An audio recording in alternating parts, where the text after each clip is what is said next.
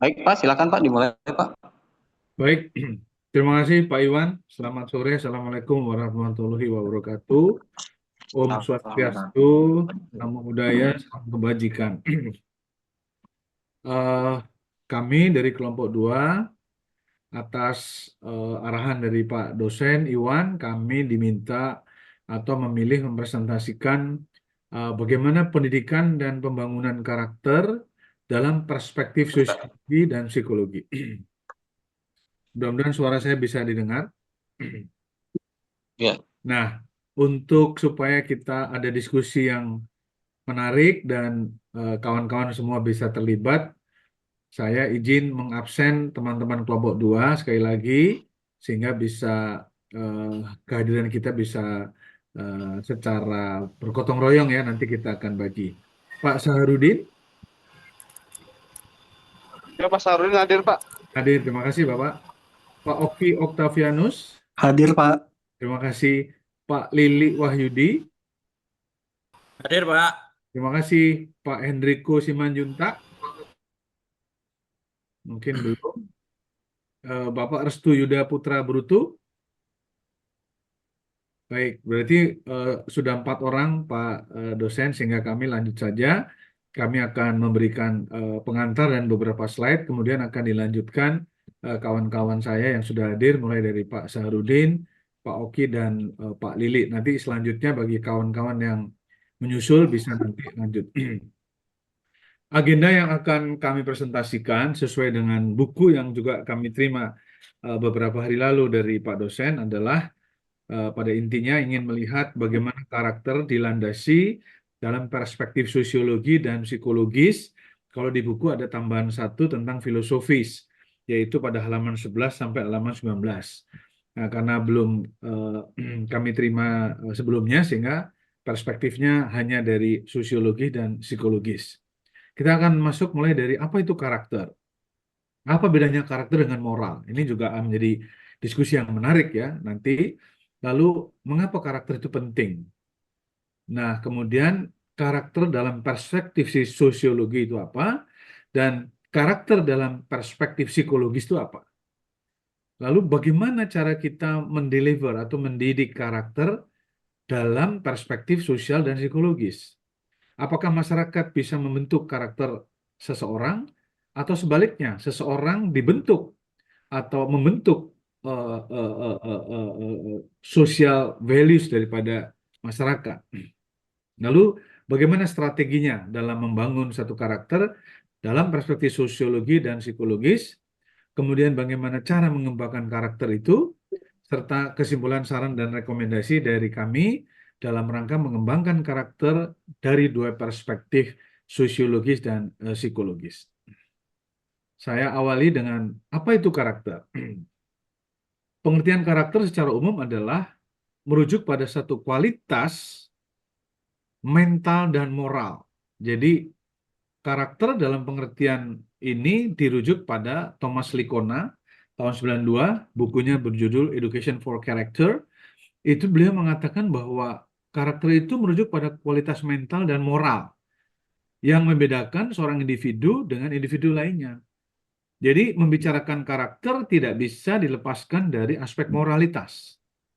Nah, ia adalah kumpulan dari nilai, keyakinan, belief, dan prinsip yang memandu perilaku, pikiran, dan perasaan. Jadi ada kognitif, ya, kemudian ada emosional, afektif, kemudian ada behavior atau perilaku.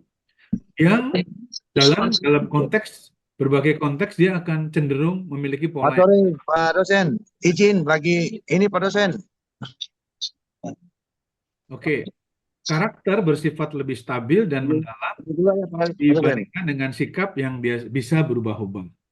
Jadi pada intinya karakter adalah kualitas mental dan moral, ini secara umum, dan berisi kumpulan dari values, belief, dan prinsip yang memandu atau menjadi landasan orang untuk berpikir, berperasaan, dan berperilaku dalam berbagai situasi. Nah, karakter bersifat lebih stabil dan lebih mendalam dibandingkan dengan sikap, attitude yang bisa berubah-ubah tergantung pada objek yang dinilai. Ini menurut Thomas Likona. Selanjutnya, kami mohon, mengapa karakter itu penting, Pak Saharudin? Mohon izin. Bisa dibacakan? Ya, baik. Baik, terima kasih Pak, izin melanjutkan. Jadi mengapa karakter itu penting? Kita melihat bahwa di era globalisasi ini tentu sangat bercirikan ya. Value, unsur socially dan conformity, kemudian ambigu dan paradoks ya. Jadi ini tantangan yang besar terhadap sebuah karakter.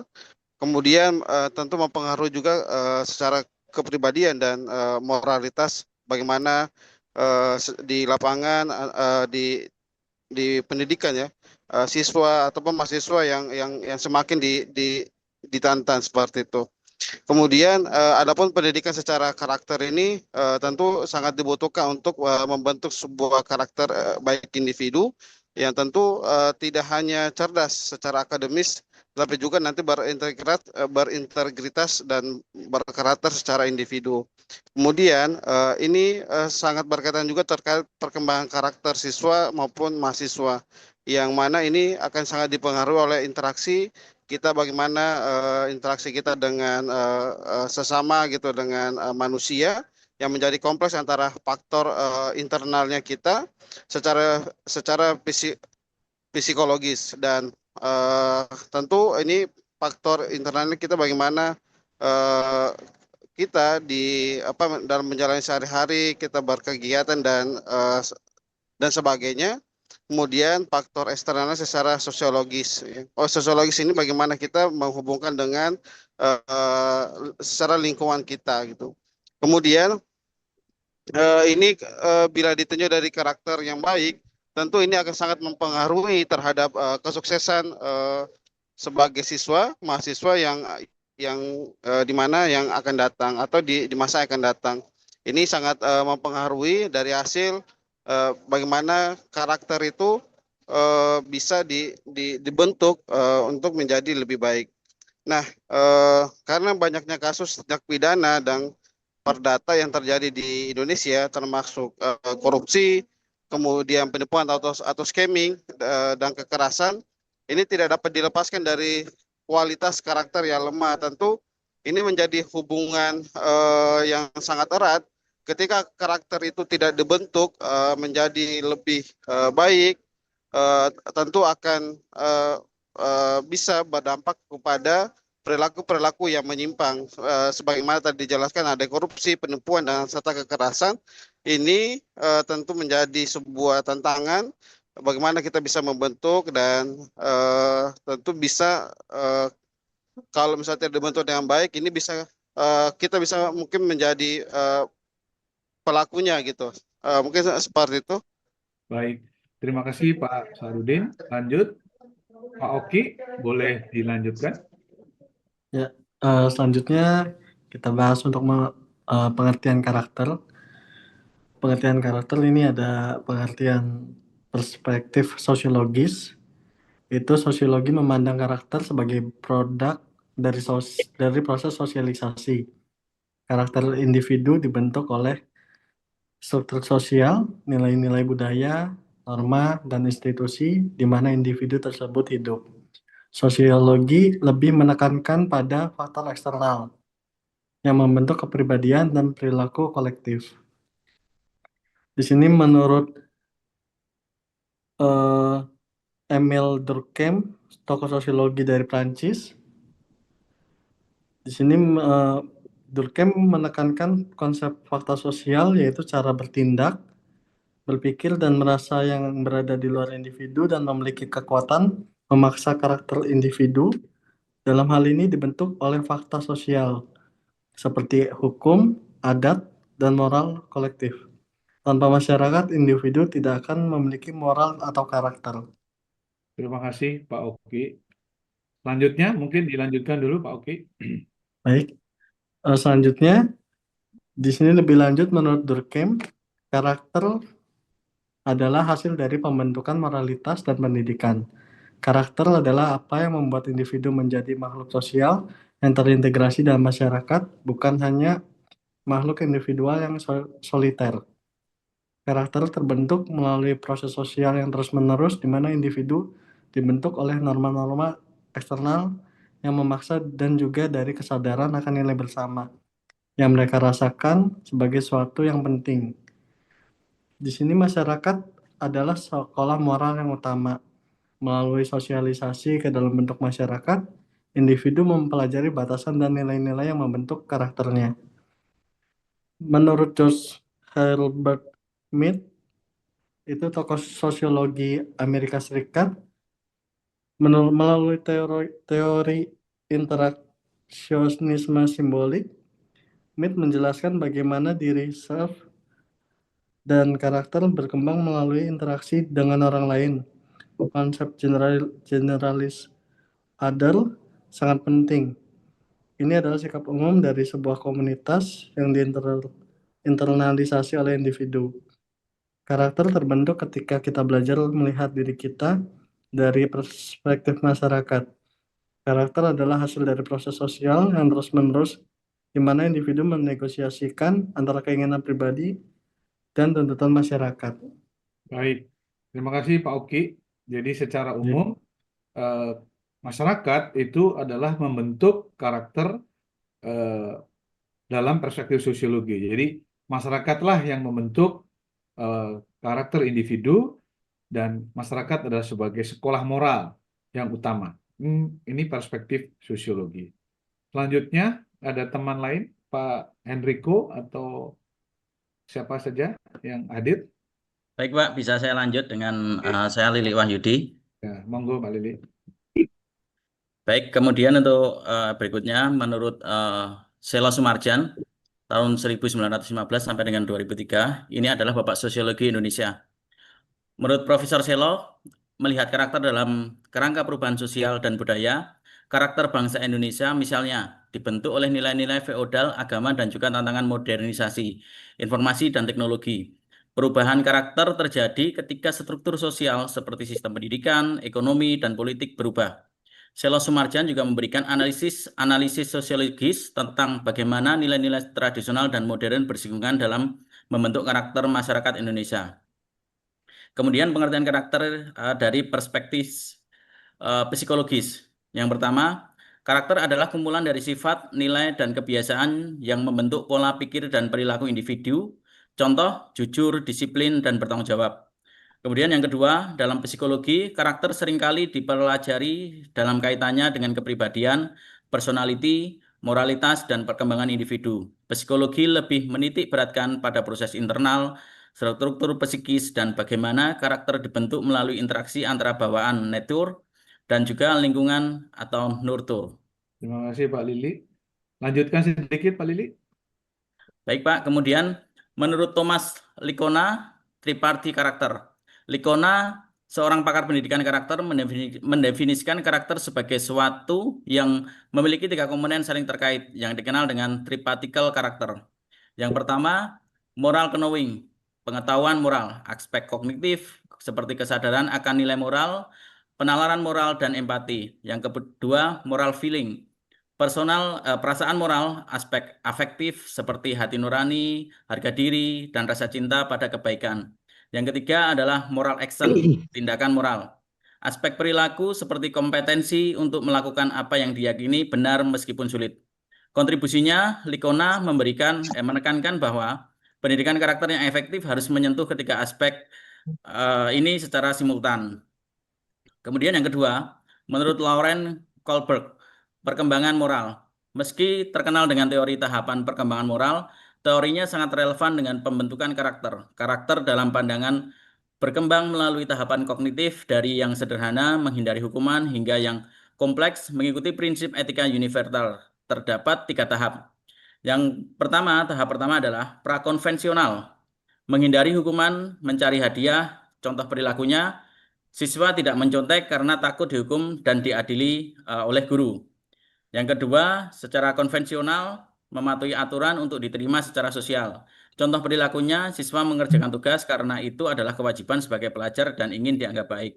Kemudian yang ketiga, pasca konvensional, bertindak berdasarkan prinsip etika universal. Contoh perilakunya, siswa membela teman yang dibully karena yakin semua orang berhak diperlakukan Ya, adil. ini nyoba-nyoba membuka kelas. Kontribusi karakter bukanlah sesuatu yang statis, melainkan sesuatu kapasitas yang matang seiring dengan kemampuan seseorang untuk bernalar tentang dilema moral. Kemudian saya lanjutkan yang ketiga, ini menurut Martin Seligman dan Christopher Peterson, psikologi positif. Yang pertama, melalui pendekatan psikologi positif, mereka mengidentifikasi 24 strength of character, kekuatan karakter yang dikelompokkan dalam 5 virtue, kebajikan universal, kebijakan, keberanian, kemanusiaan, keadilan, kesederhanaan, dan transendensi. Kemudian yang kedua, kontribusinya, karakter dilihat sebagai sekumpulan kekuatan dan kebajikan yang dapat diidentifikasi dan dikembangkan untuk mencapai kehidupan yang bermakna dan sejahtera. Terima kasih Pak Lili, bagus sekali. Selanjutnya ada teman lain yang ada di tempat ini, Pak Enrico atau yang lain-lain, kelompok 2. Kalau tidak ada, saya lanjutkan. Salah seorang pakar psikologi, Bapak Psikologi Indonesia yang lahir tahun 23 hingga 2001, seorang psikiater lulusan atau guru besar Fakultas Kedokteran UI, yaitu Profesor Slamet Iman Santoso atau biasa disebut SIS ya, Prof. SIS ya. Dalam bukunya yang berjudul Pembinaan Watak, Tugas Utama Pendidikan, Pokok Pemikiran Profesor Raden Slamet Iman Santoso tahun 79, bahwa makna pendidikan itu mestinya membangun watak, bukan semata-mata kognitif, hitung-hitungan, matematik misalnya, itu perlu, tetapi yang paling utama menurut beliau adalah membangun watak. Beliau sering mengatakan bahwa kalau orang itu watuk atau batuk, itu bisa disembuhkan dengan diberi obat, karena beliau seorang dokter. Tapi kalau watak, itu tidak mudah, tidak seperti mengobati batuk. Jadi watak itu lebih sulit daripada mengobati watuk. Nah, menurut beliau seperti itu. Beliau mengatakan bahwa ketika pendidikan cenderung terjebak dalam capaian kognitif, ranking, ya, kemudian nilai, akhirnya beliau mengingatkan bahwa pentingnya karakter dan moral itu demi keutuhan manusia seutuhnya. Manusia tidak bisa dilihat dari aspek kognitif saja. Manusia tidak bisa dilihat dari aspek hitung-hitungan matematiknya bagus, dia hebat. Beliau mengatakan itu, bukan itu. Nah, pendekatannya sebagai seorang psikiater, beliau mengatakan bahwa harusnya positif psikologi dan pendidikan holistik, tidak hanya lihat satu aspek saja. Yang kalau sekarang kita melihatnya sebagai multiple intelligence. Misalnya orang yang kita punya anak 2 misalnya, yang satu matematiknya 100, bahasanya 50 misalnya. Ya. Yang anak B bahasanya 100, matematiknya 50. Kemudian kita dipertanyakan, mana yang lebih pintar dari kedua anak kita tersebut? Nah, pendekatan positif psikologi mengatakan bahwa dua-duanya pintar. Pendekatan multiple intelligence juga sama. Yang satu pandai pada kawasan otak kiri, yang satu pandai pada kawasan otak kanan. Jadi dua-duanya ini sama-sama pandai, tetapi bukan bidang yang sama. Nah, ini sedang dianut dalam konsep kurikulum Merdeka Belajar yang berorientasi pada yang kita sebut sebagai Student Learning Center. Nah, menurut Prof. Slamet, pendidikan itu harus menumbuhkan manusia yang sadar akan dirinya, self concept, ya, self awareness, tapi juga memahami orang lain, altruism, dan tentu sang penciptanya. Nah, kalau dalam kawan-kawan kita yang di Bali yang beragama Hindu namanya Trihita Karana, ya, bagaimana kita mencintai diri kita dan relasi kita dengan orang lain, relasi dengan lingkungan, dan relasi tentu dengan sang pencipta. Seorang tokoh, juga seorang guru besar dari Universitas Indonesia, Fakultas Psikologi, yang terkenal dengan pendidikan kreativitasnya, Profesor S.C. Utami Munandar mengatakan bahwa eh, yang penting itu bukan hitung-hitungan saja, tetapi juga kreativitas. Seseorang anak yang kreatif itu cenderung akan bisa lebih sukses ketimbang orang yang pandai tapi kaku misalnya, tidak luas, tidak kreatif. Nah, pandangannya tentang karakter dilihat dari pengembangan potensi individu. Karakter yang baik memungkinkan seorang untuk mengaktualisasikan bakat dan kreativitasnya. Jadi, jangan dibunuh potensi daripada setiap individu. Jangan dipaksa dia juga untuk mengikuti kemauan ayahnya karena ayahnya atau ibunya dulu gagal masuk kedokteran. Misalnya, sang anak dipaksa untuk masuk kedokteran. Padahal mungkin potensi dia adalah seorang lawyer misalnya, atau seorang seniman. Nah, ini yang seringkali beliau mengatakan justru harusnya bakat itu yang ditumbuh kembangkan, ya, secara bertanggung jawab dan agar ujungnya adalah kemanfaatan bagi masyarakat. Nah, beliau menekankan bahwa lingkungan itu, masuk lingkungan rumah, keluarga, dan sekolah, harusnya membentuk karakter kreatif dan mandiri. Bukan sebuah mesin yang memaksa individu untuk seragam, memaksa individu untuk seperti produksi massal, tetapi setiap individu seyogyanya diperhatikan secara individual, secara personal. Ini tambahan dari perspektif psikologi. Selanjutnya, kembali lagi ke Pak Saharudin. Kalau teman-teman yang lain ada, Pak Enrico atau teman-teman yang lain, Ya, ada Pak. ya, silakan lanjut. Faktor pembentuk karakter. Faktor pembentuk karakter Eh, ini halo, proses saya dengan membentuk karakter. Ya Pak, saya lanjutkan maka Pak. jelas. Pak Sid. Ya. Oke, faktor pembentuk karakter. Proses psikologis yang membentuk karakter, yang pertama adalah internalisasi nilai, di mana nilai eksternal, baik yaitu dari orang tua atau guru, diadopsi menjadi keyakinan pribadi. Kedua, dari proses psikologis yang membentuk karakter itu regulasi diri, yaitu self-regulation, yaitu kemampuan untuk mengendalikan impuls, emosi, dan perilaku untuk mencapai tujuan jangka panjang. Contoh perilakunya itu siswa memilih belajar untuk ujian besok daripada menonton serial TV, drama Korea semalaman. Berikutnya konsep diri, self-concept. Bagaimana seseorang memandang dirinya sendiri yang mempengaruhi perilakunya, bisa positif, bisa negatif.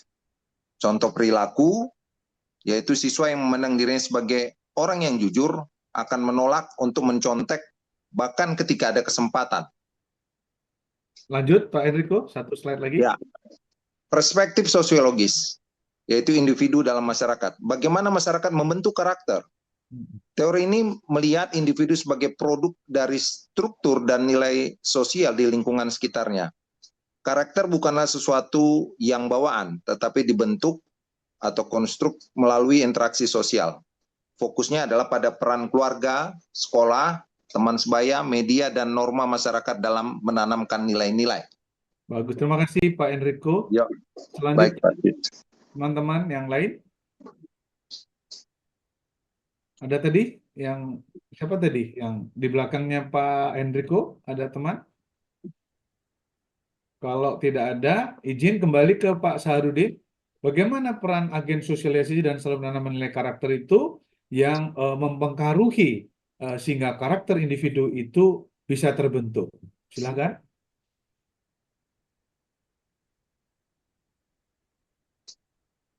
Pak Saharudin. Kalau tidak ada, Pak Oki mungkin? Ya, saya lanjutin. Peran agen sosialisasi dan saluran penanaman nilai karakter. Di sini ada agen sosialisasi itu ada 6. Keluarga. Ya. Ada 5, yaitu 1 keluarga, 2 sekolah, 3 teman sebaya, 4 masyarakat dan lingkungan, yang kelima ada media digital. Ya. Dan kita buat perbedaan antara contoh pengaruh positif dan pengaruh negatif. Di sisi keluarga, untuk pengaruh positif, orang tua mengajarkan kejujuran dan tanggung jawab. Sedangkan sisi negatifnya, orang tua yang permisif terhadap kebohongan kecil. Lalu dari agen sekolah, sisi positifnya guru menekankan integritas akademik dan kerjasama kelompok. Namun di sisi negatifnya, sistem yang hanya mengajar nilai tanpa memperhatikan proses. Lalu agen teman sebaya, sisi positifnya saling mendukung untuk tidak menyontek. Sisi negatifnya tekanan kelompok untuk ikut tawuran atau bolos sekolah. Lalu dari sisi masyarakat dan lingkungan, untuk sisi positifnya lingkungan RT yang aktif kerja bakti, menanamkan gotong royong. Lalu sisi negatifnya lingkungan yang penuh dengan premanisme dan kekerasan. Lalu media digital, sisi positifnya konten inspirasi tentang kepahlawanan dan kedermawanan. Lalu sisi negatifnya konten yang menormalisasi perilaku yang tidak sopan. Baik, terima kasih Pak Oki ya. Iya, Pak.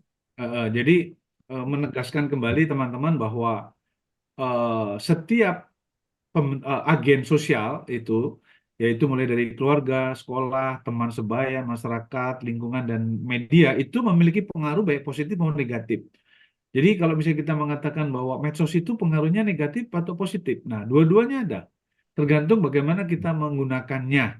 Nah oleh karena itu kita mendorong agar melakukan sharing dulu sebelum saring dulu sebelum sharing misalnya, itu di media sosial. Kemudian contoh dalam keluarga, sering kali dulu kita pernah mengalami ya kalau ada tamu yang tidak dikehendaki oleh orang tua kita. Nah, kita diajari itu bohong-bohong kecil, bilang papa nggak ada, atau bapak lagi keluar gitu ya, rumah, atau ibu lagi nggak ada gitu ya. Padahal ada gitu. Nah ini yang kecil-kecil itu kadang-kadang akhirnya membentuk karakter orang untuk oh berarti bohong itu boleh ya. Nah, itu yang perlu kita waspadai untuk ke depan. Nah, titik temunya di mana? Nah, antara psikologi dan sosiologi. Itu titik temunya di satu ilmu yang namanya psikologi sosial, yaitu konformitas dan tekanan kelompok atau peer pressure. Anak-anak kita hari ini lebih cenderung mendengarkan teman sebaya daripada orang tuanya. Dan baru tadi malam atau tadi pagi ya, kemarin kalau nggak salah itu ada satu orang anak SMP kalau tidak salah itu melakukan bunuh diri akibat tidak tahan dibully oleh teman-temannya di sekolah. Nah, ini sudah sangat keterlaluan di mana agen-agen yang tadi disampaikan oleh Pak Oki tadi itu dipertanyakan perannya di mana sekolah, di mana keluarga, di mana teman sebaya yang harusnya memberikan nilai positif tapi malah membuat anak tersebut itu mengalami stres dan depresi dan akhirnya dia melakukan bunuh diri. Nah, disinilah yang kita menjadi tantangan dalam bukunya Dr. Iwan bahwa tantangan kita di era media sosial itu adalah seringkalinya hoax dan misinformation itu terjadi sehingga anak kita itu terjebak pada situasi bullying misalnya ya. Nah, siswa mengubah perilaku atau kinerja untuk cocok dan diterima kelompok dan teman. Jadi kalau dia nggak cocok atau tidak pas dengan kelompoknya, dia dibully pasti. Ada dipelunco ya kan, mungkin disuruh push up, ya mohon maaf kadang-kadang ada yang ditempeleng, ditendang ya. Nah inilah yang menjadikan agen-agen tadi harusnya hadir ya, negara hadir, kepala sekolah hadir, dosen ataupun guru hadir. Nah contoh positifnya misalnya seorang siswa yang awalnya malas menjadi rajin ketika dia teman sebaya itu bagus. Jadi kita mengarahkan pada kelompok-kelompok yang lebih positif. Nah sebaliknya, kelompok juga bisa menimbulkan pengaruh negatif pada anak-anak kita.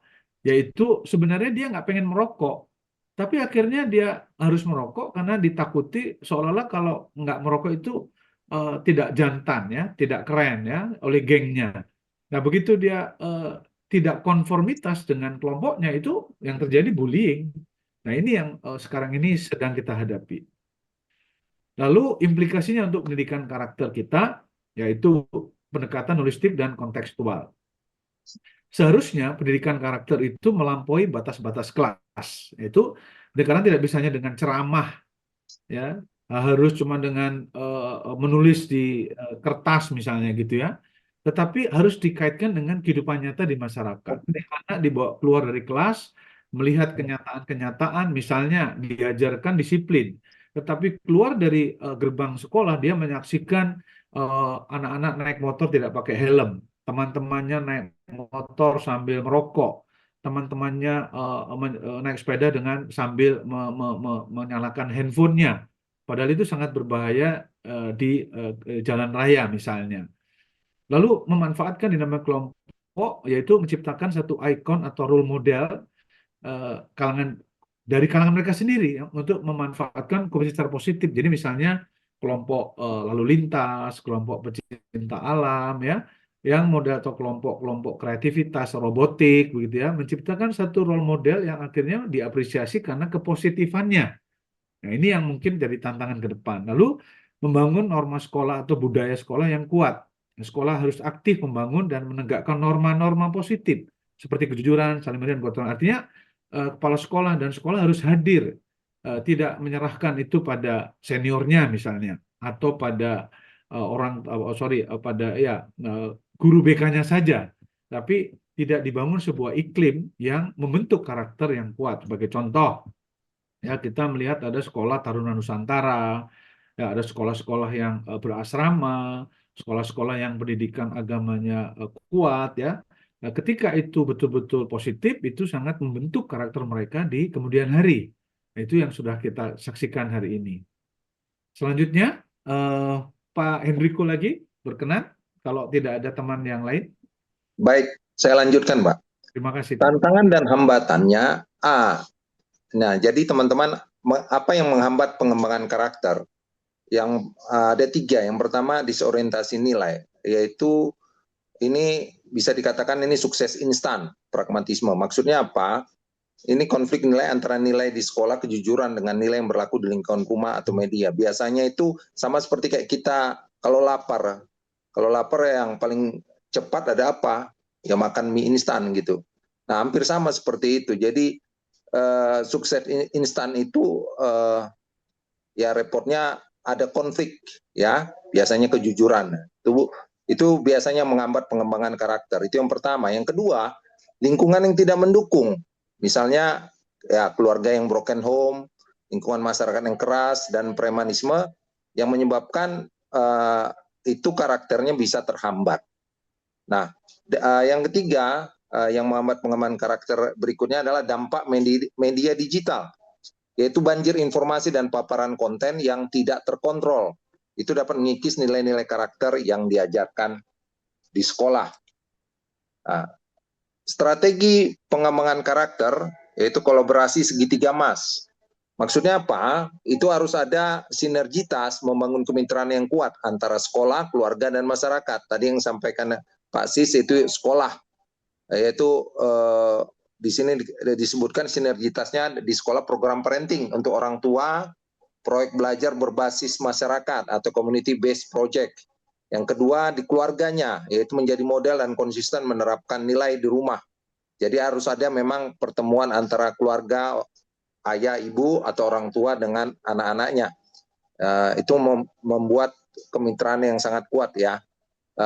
Yang ketiga yaitu dengan masyarakat, menyediakan ruang dan kegiatan positif bagi pemuda, misalnya Karang Taruna, perpustakaan keliling, latihan tari, dan lain sebagainya. Nah, jadi teman-teman, itu kalau misalnya kolaborasi segitiga emas itu bisa membangun kemitraan yang kuat antara sekolah, keluarga, masyarakat. Nah, karakternya bisa terbangun dengan baik. Terima kasih Pak Hendriko. Izin Pak dosen, ini ada ajan, apakah kita lanjut atau berhenti dulu?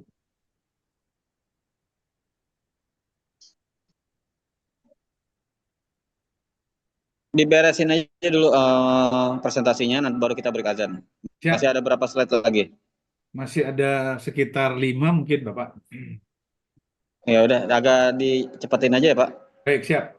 Lalu bagaimana intervensi keluarga dalam membangun fondasi karakter dari rumah? Tadi sudah disampaikan oleh Pak Enrico, yaitu parenting ya, workshop, kita ada training-training, lalu ada family project, ada modeling dan pemodelan serta pembiasaan ya. Artinya orang tua juga harus mengajarkan secara positif bahwa dia juga harus menjadi role model.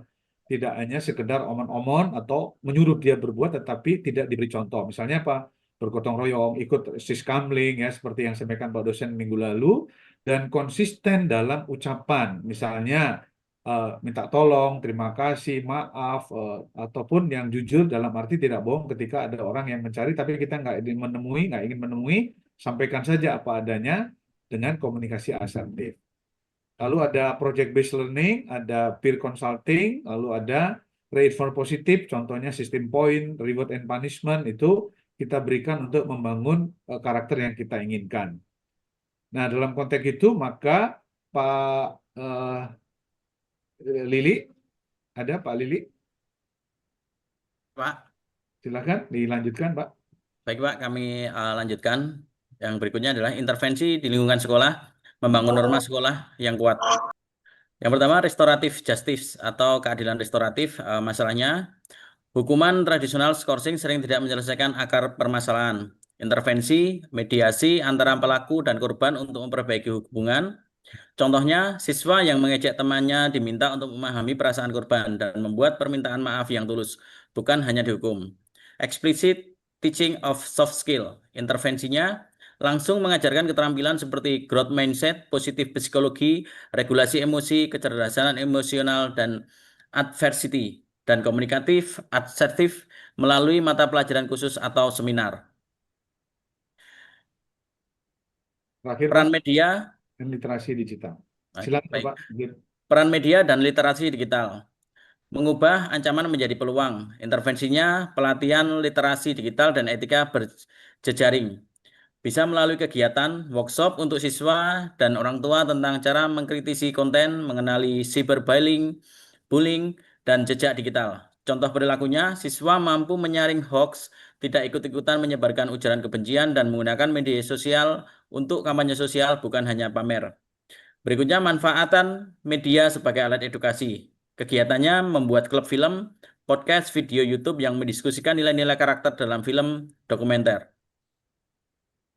Kemudian, contoh intervensi untuk masalah spesifik perilaku bullying di sekolah. Pendekatan multilevel, tingkat individu psikologis, pelatihan assertive communication untuk calon korban, dan terapi pengelolaan amarah, anger management untuk pelaku. Tingkat kelompok sosiologis, membentuk peer supporter group, dan kampanye sekolah bebas bullying untuk mengubah norma kelompok yang membiarkan bullying.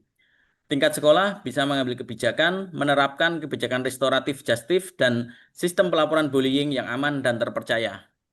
Terima kasih, Bapak. Baik, Pak. Ada siapa?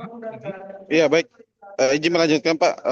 Kemudian tantangan dalam implementasinya ini untuk mengantisipasi hambatan. Yang pertama adalah keterbatasan sumber daya. Ini bisa karena waktunya, kemudian dana, serta tenaga ahli untuk pelatihan. Kemudian kedua adalah resistensi terhadap perubahan. Ini bermulai dari mindsetnya itu bukan tugas sekolah. Ini bisa menjadi alasan di lapangan gitu, atau saya tidak punya waktu dari orang tua ataupun guru. Kemudian ketiga adalah konsistensi. Jadi untuk menjaga konsistensi ini dengan adanya program berjalan berkelanjutan secara berkala, bukan hanya seremonial saja gitu. Kemudian yang terakhir adalah evaluasi yang secara kompleks. Ini tentu dapat mengukur perubahan-perubahan apa saja yang sudah terjadi ketika pelaksanaan itu sudah dilakukan secara objektif. Objektif ini sangat memang sulit, tapi dengan melakukan secara berkelanjutan tentu ini bisa dapat diukur agar dapat menghasilkan perubahan karakter baik di lingkungan sekolah ataupun di lingkungan kampus gitu. Baik, ya silakan Pak. Ya, baik, terima kasih Pak Sarudin. Kesimpulannya, Bapak Ibu sekalian, teman-teman, Pak dosen, dari kelompok 2 menyimpulkan bahwa pendidikan karakter yang efektif itu harus memahami dan memanfaatkan prinsip-prinsip ilmu psikologi dan sosiologi, yaitu tadi individu dan masyarakat, seperti konformitas dan pembentukan norma yang dibentuk oleh masyarakat. Pengembangan karakter adalah proses dinamis di mana individu membentuk kepribadiannya, nilai-nilai moralitas, dan konsistensi sikapnya melalui interaksi antara potensi psikologis internal individu dengan pengaruh lingkungan atau disebut sebagai nature and nurture. Jadi ada faktor bawaan, tapi juga ada faktor lingkungan. Pengembangan karakter adalah proses umur hidup yang terus merupakan long life learning yang dipengaruhi faktor internal dan faktor eksternal atau sosiologis. Pengembangan karakter adalah tanggung jawab kolektif yang membutuhkan pendekatan sistemik, sinergi, dan terpadu. Intervensi dan pelatihan dirancang berdasarkan prinsip psikologi sosial, yaitu menggabungkan antara psikologi dan sosiologi, seperti pemodelan, polisi sekolah, perawat siswa, dokter siswa, dan norma siswa yang jauh lebih efektif, termasuk budaya sekolah. Kunci keberanian terletak pada integrasi dan sinergitas tadi yang disampaikan Pak Enrico antara pendidikan formal, sekolah, dan pendidikan sosial di keluarga masyarakat.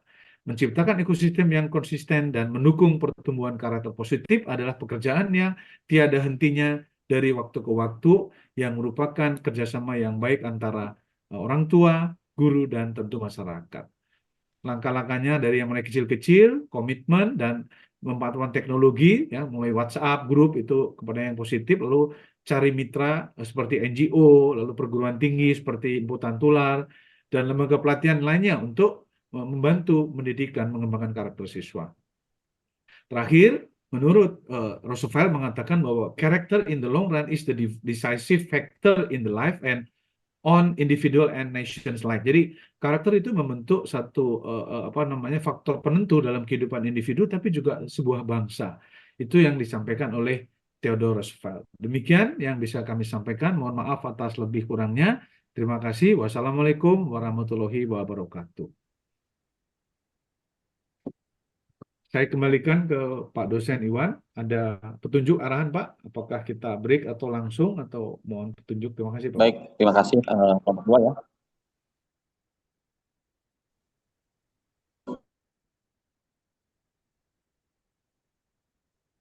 Cukup menarik ya, cukup latar belakang Bapak di dunia psikologi ya, gitu, dan teman-teman yang lain. Ya, mungkin kita break dulu ya, teman-teman ya. Kita break dulu mungkin 15 menit sampai 18.15 untuk sholat maghrib ya. Nanti kita lanjutkan. Kalau ada yang mau Q&A, tanya jawab silakan. Nanti saya juga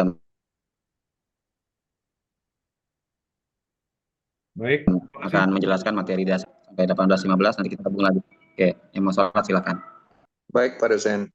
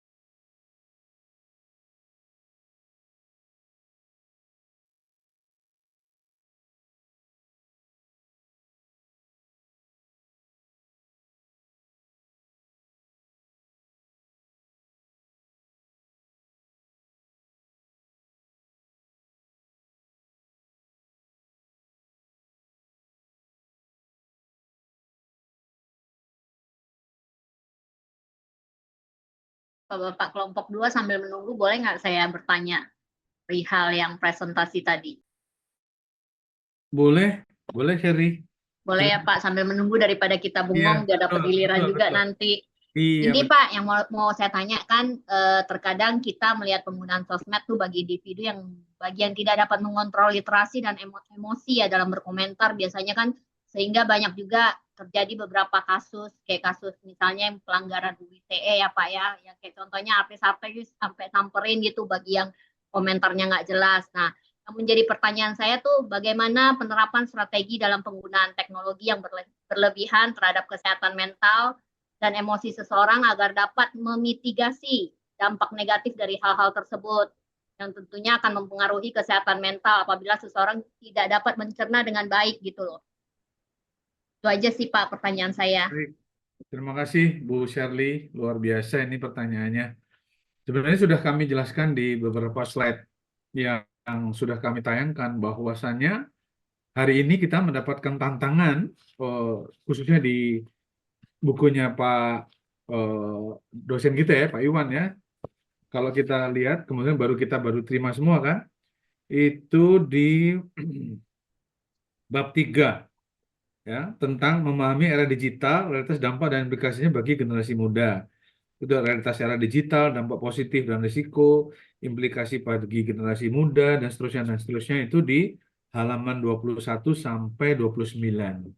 Jadi pada intinya pengendalian diri itu menjadi penting karena kalau kita lihat Bu Shirley, datanya itu menunjukkan bahwa dalam 24 jam kita tidur, terutama anak-anak kita, itu kalau ditanya jumlah jam belajarnya ketimbang dengan jumlah dia medsos, itu lebih banyak medsosnya. Belajar itu paling dia 2 jam udah nggak tahan, ya kan?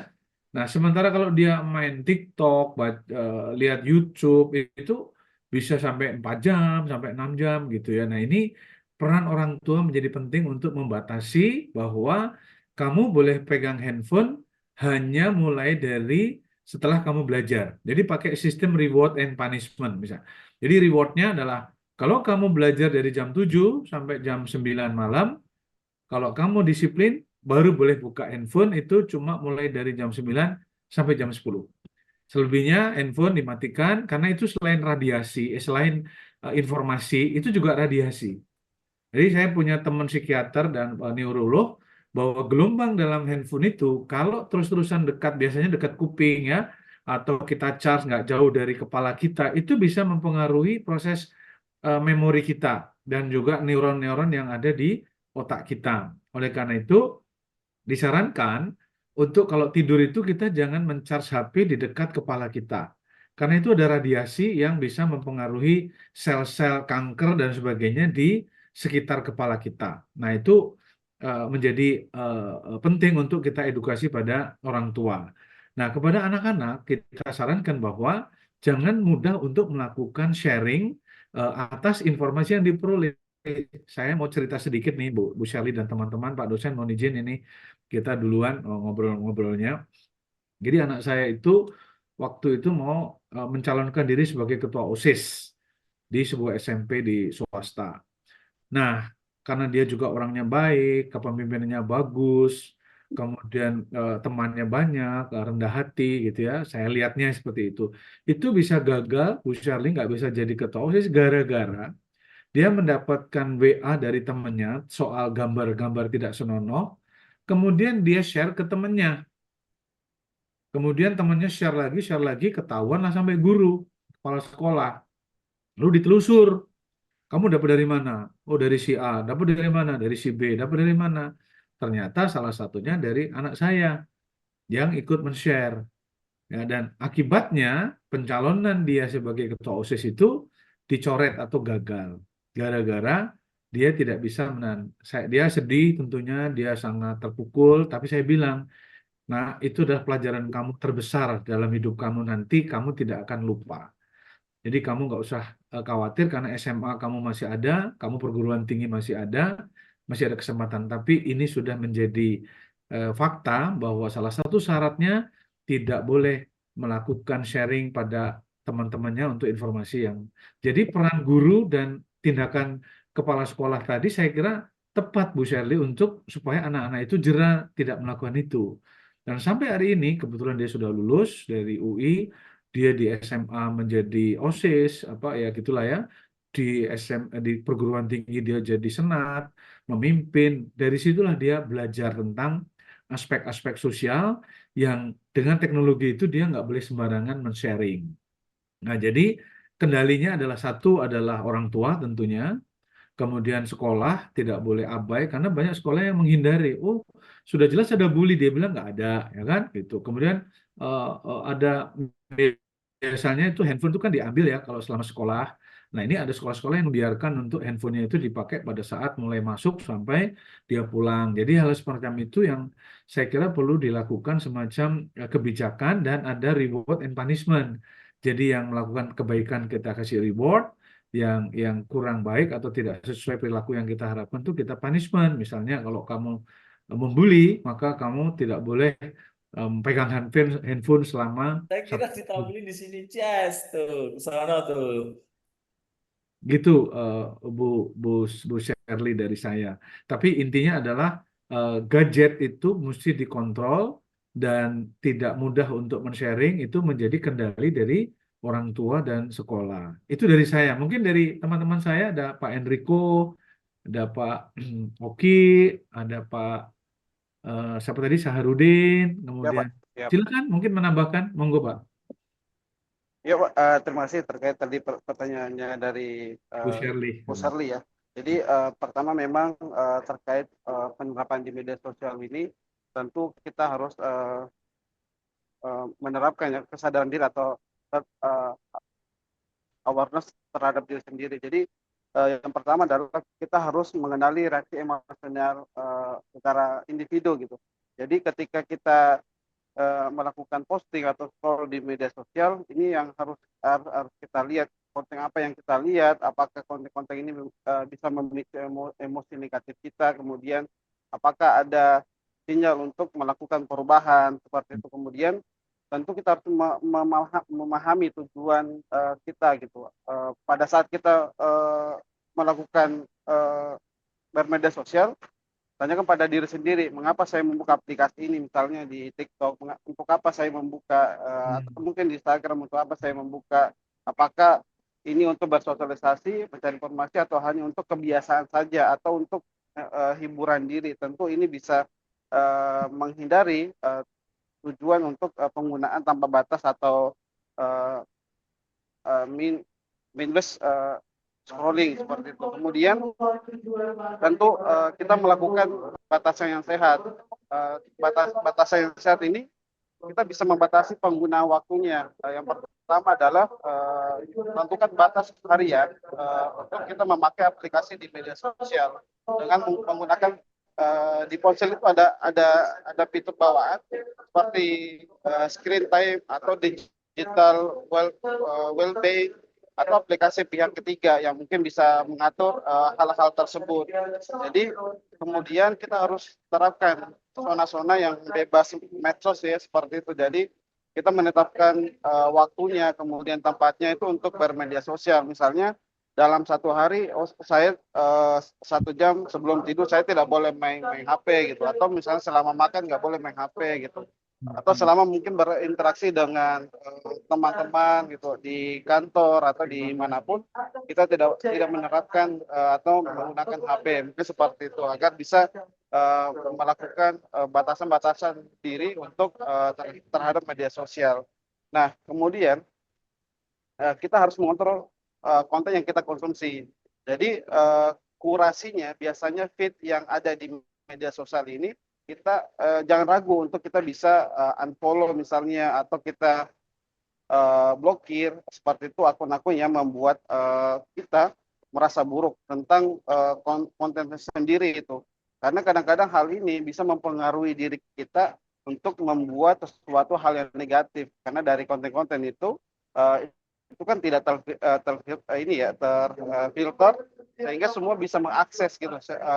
Informasinya juga terbatas, kadang-kadang informasi yang dipotong-potong, sehingga ini bisa mempengaruhi reaksi emosional kita gitu. Kemudian tentu ketika kita melihat konten ini harus kita prioritaskan, yang mana sih konten-konten positif, sehingga itu yang kita bisa rubah gitu. Kalau misalnya negatif, kita coba lakukan atau dicuekin saja supaya insight-nya atau itu tidak muncul terus di handphone kita seperti itu.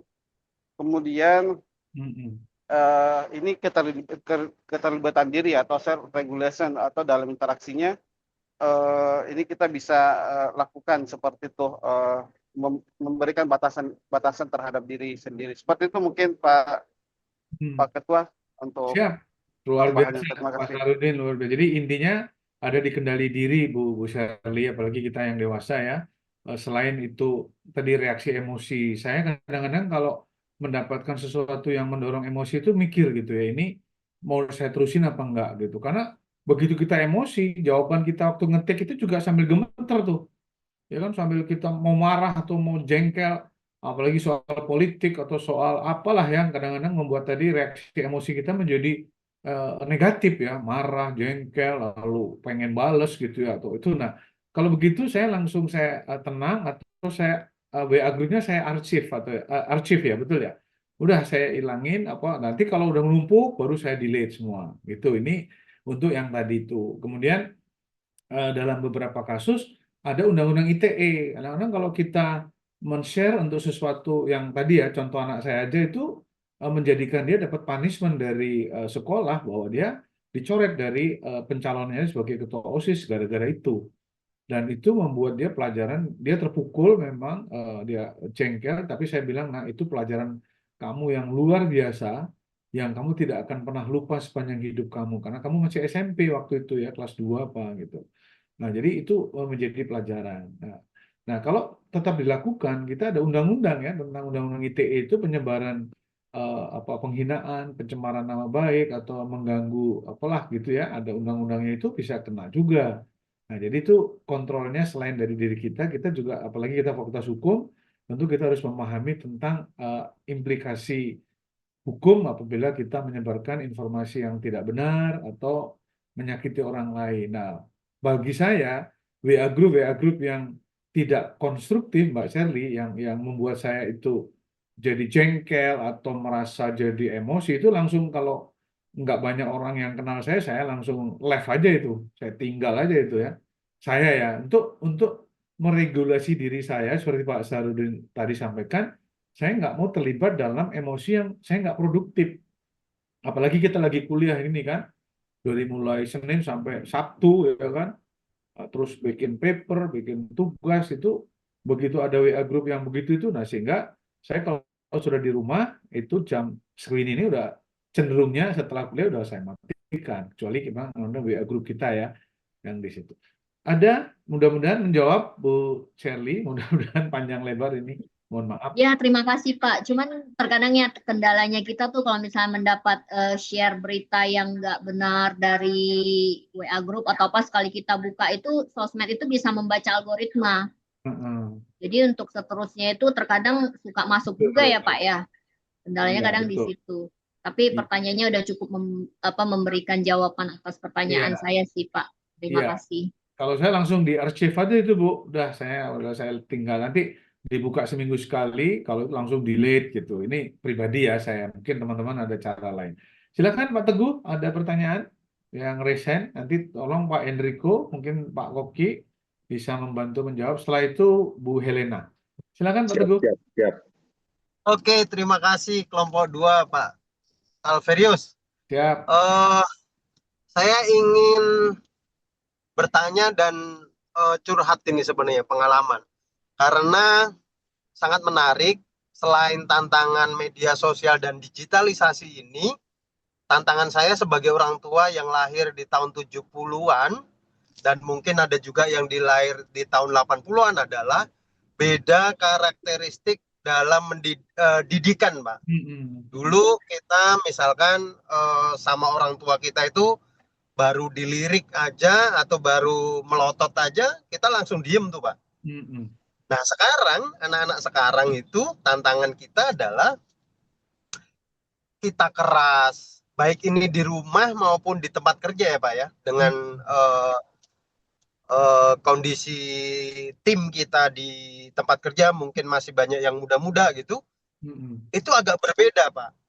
Jadi kira-kira senior nih Pak Salverius bisa memberikan arahan atau masukan bagaimana caranya kita dalam memimpin atau membentuk karakter anak maupun tim kita yang di tempat kerja yang masih muda-muda atau Gen Z ini agar mereka itu punya integritas, mereka itu punya kedisiplinan. Karena kalau zaman kita itu kan benar-benar keras orang tua kita. Didikan disiplin itu ya benar-benar kayak TNI gitu loh. Itu yang saya rasakan waktu dulu waktu anak-anak, sehingga saya terbentuk dengan disiplin ya karena didikan orang tua yang seperti itu. Nah, kalau kita terapkan sekarang itu udah nggak mempan itu Pak, udah nggak bisa. Nggak cocok ya. Betul. Mohon saran dan arahannya nih dari kelompok 2. Terima kasih Pak. Mas Teguh, terima kasih. Boleh. Pak Enrico dulu mungkin bisa memberikan respon. Terima kasih. Baik, kepada Pak Teguh, sedikit respon dari kita di kelompok 2. Kalau persoalan tentang anak di zaman sekarang, karena saya memang juga punya 3 anak cowok Pak, luar biasa memang, ya, yang lahir tahun 70. Ya, memang harus ada keteladanan dari orang tua, ya kita sendiri Pak sebagai orang tua. Misalnya contoh nyatanya yaitu penggunaan media sosial yang sehat dalam artian bahwa bagaimana membentuk karakter anak tersebut. Misalnya penerapannya ya orang tua keteladanannya ya harus menunjukkan juga penggunaan bijak HP dan media sosial.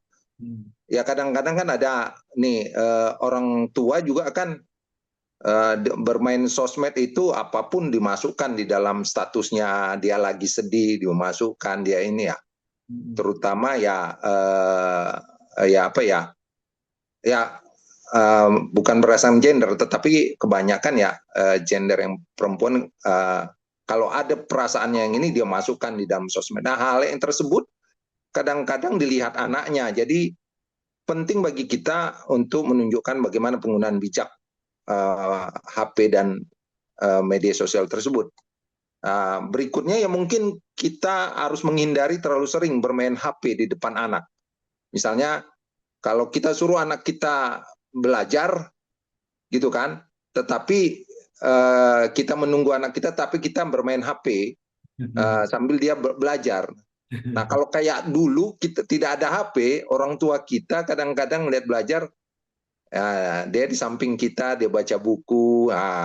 Jadi bukan HP yang menjadi untuk menjaga anak kita belajar, tetapi bukulah untuk menjaga. Kalau kita suruh anak kita belajar 1 jam ya, kalau kita supaya dihargai depan dia ya bacalah buku samping dia atau apapun, tapi jangan bermain HP di depan anak. Ya mungkin juga tunjukkan bagaimana ya menggunakan media sosial untuk tujuan positif seperti ya belajar, komunikasi dan berinspirasi. Jadi poin pentingnya adalah menunjukkan keteladanan orang tua di depan anak-anak tersebut. Seperti itu ya. Yang berikutnya ya bagaimana penguatan interaksi sosial ya di dunia nyata. Maksudnya apa? Menyeimbangkan antara dunia digital dan kehidupan sosial nyata. Ya, penerapannya itu misalnya kita bisa melibatkan anak kita dalam kegiatan sosial atau olahraga di luar rumah. Biasanya anak-anak saya kalau udah sore ada temannya bermain futsal depan rumah. Saya suruh anak saya main futsal sana, jangan di rumah. Karena dia biasanya kalau udah sore itu repot kita untuk nyuruh dia. Nah, jadi saya arahkan ke arah sana, Pak, untuk kegiatan sosial berolahraga luar rumah. Nah, berikutnya juga ya kita aktivitas keluarga ya tanpa handphone ya, misalnya makan bersama, misalnya setengah jam atau 1 jam makan bersama ya tanpa handphone, tidak ada. Jadi sama-sama itu. Ya seperti itu. Jadi artinya adalah penguatan interaksi sosial di dunia nyata. Demikian kira-kira Pak. Baik, terima kasih Pak Enrico. Jadi menambahkan sedikit Pak Teguh. Jadi kalau memang baik di kampus ya, terutama kemudian di tempat kerja, ya dimanapun kita ada gap namanya generation gap ya, gap generasi yang kita lahir di 70-an atau 60-an ya, seperti saya ini, anak-anak saya itu, anak buah saya itu baru lulus ya, S1, jadi masih sekitar 22, 21 gitu kan. Nah, jadi pertanyaannya kan siapa yang menyesuaikan diri, mereka atau kita sebagai pemimpin? Kan gitu Pak Teguh. Jadi yang Betul betul Pak. iya kan gitu. Dalam pengalaman saya kita Pak yang menyesuaikan. Jadi kalau saya hari Jumat itu saya pakai jean, pakai kaos ya yang ada kerahnya gitu, sepatu cat ya kan. Kemudian ada kaos di dalam, kemudian baju dilepas kancingnya gitu kan. Gaya-gaya pakaian saya mirip-mirip mereka juga. Apalagi saya seorang dosen ya, jadi ya Senin Jumat itu saya mengajar ataupun lagi bebas tuh saya pakai cat, pakai jean gitu kan Pak, menyesuaikan. Lalu pertanyaan kedua, bagaimana disiplin dan tidak sopan tadi? Betul kata Pak Enrico, keteladanan Pak. Jadi kalau saya itu ngajar jam 8 misalnya, saya jam 8 kurang 5 itu sudah di kelas. Kan gitu. Kemudian saya buka-buka absen, saya lihat-lihat gitu kan, sehingga anak-anak yang apa namanya tadi yang biasa telat-telat itu udah lari-lari tuh. Wah, Pak dosen kita udah masuk nih gitu. Ya gitu ya. Nah, tapi saya nggak marah gitu. Kalaupun mereka telat, saya toleransi misalnya. Tapi nah, ingat bahwa kalian itu nanti kalau kerja yang sering kali dipromosikan itu yang datangnya lebih dulu dan pulangnya lebih lama. Ya kok kalian telat-telat terus, pasti kalian tidak akan mendapat perhatian dari atasan. Ya kira-kira gitu Pak. Jadi related dengan kehidupan mereka nanti karena persaingan. Kalau tadi disiplin itu juga sama, keteladanan, tapi nggak bisa lagi dengan kekerasan memang gitu. Saya pernah ngalamin itu, wah itu kalau pada anak sendiri itu bisa trauma, ingat dia tuh waktu dicambuk misalnya ya atau pakai sabuk ya kalau zaman kita dulu biasa ya saya pernah itu disabuk zaman saya itu ya guru pun kita pernah mohon maaf ya ini ditampar sampai hari ini saya masih ingat ditampar itu seperti apa padahal kita cuman baris nggak lurus ya kan kemudian kita ngobrol sebentar sama teman nah itu ditampar tuh sama guru tuh kelas 3 SD tuh saya masih ingat itu. Tapi setelah saya menjadi pengajar pendidik, saya tidak pernah sedikit pun menggunakan kekerasan fisik kan gitu. Nah, jadi betul kita teladan, kemudian kita yang menyesuaikan Pak, lalu mulai dengan kelompok. Jadi kita bikin kelompok-kelompok seperti saran Pak Ketua Pak dosen kita dengan project based learning ya, kita bikin project. Nah, jadi kalau nanti dia ada teman atau siswa atau mahasiswa yang nggak aktif itu yang menegur temannya sendiri. Ah, lu mau enak aja, lu nggak kontribusi tapi lu mau dapat nilai, kira-kira gitu ya. Ini kalau di mahasiswa ya, mahasiswa yang baru, maksudnya anak-anak baru lah gitu ya, gitu. Nah, jadi itu teman-teman sendiri yang menegur gitu, sehingga dosen atau guru atau pimpinan itu tidak perlu dengan cara-cara kita seperti zaman dulu. Nah, tapi jangan fokus di negatifnya, tapi lebih positifnya. Jadi misalnya ternyata kalian bisa ya, keren nih, oh, keren banget ini presentasinya, keren banget nih, apa bikin slide-slide-nya pakai apa gitu. Jadi mereka juga senang. Dan kita juga jangan pelit untuk mengapresiasi Pak Teguh. Kamu bagus, kamu keren, kamu cuman ya sebagai orang yang senior sebaiknya sih sama orang tua harus hormat, jangan motong pembicaraan. Terus kalau mau pulang ya pamit, itu bagus juga loh, nggak. Jadi cara menegur kita bukan seperti cara orang tua kita dulu yang cuma dilihat atau didem gitu ya Pak Teguh udah berubah, nggak bisa. Apalagi pakai kiasan gitu kan. Misalnya kita nggak mau pakai baju, itu orang tua kita zaman saya dulu cuman apakah udaranya panas, nak? Nah, gitu cuma nanya gitu. Apakah udaranya tidak nyaman? Itu maksudnya lu masuk lu pakai baju gitu.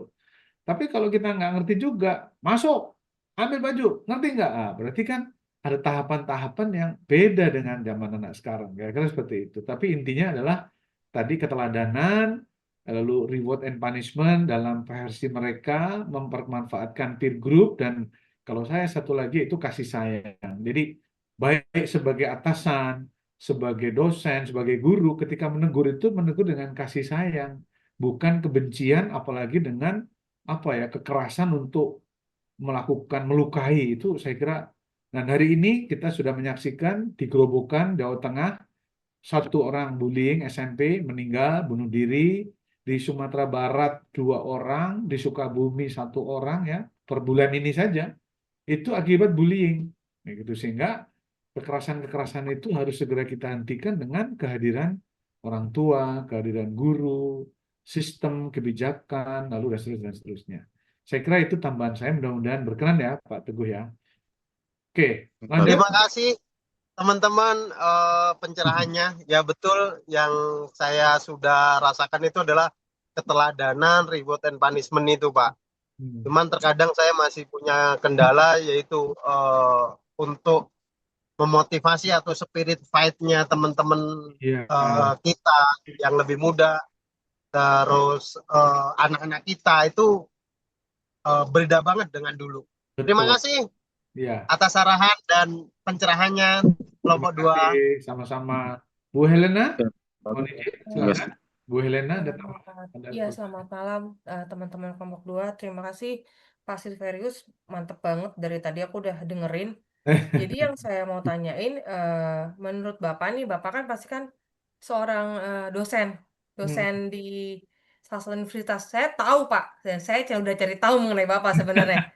Jadi yang saya mau tanya nih Pak, bagaimana seorang guru dapat membantu peserta didik untuk mengatasi konflik batin saat menghadapi tekanan akademik, Pak. Kadang-kadang kan tekanan itu kan faktornya kan ada banyak ya, ada yang internal, ada yang eksternal. Dalam artian eksternal kan mungkin kan tuntutan dari pihak keluarga, pihak orang tua, yang mana kalau kamu nggak pinter, contohnya nih, kalau kamu nggak pinter, ya udah saya alamin sendiri sih sebenarnya.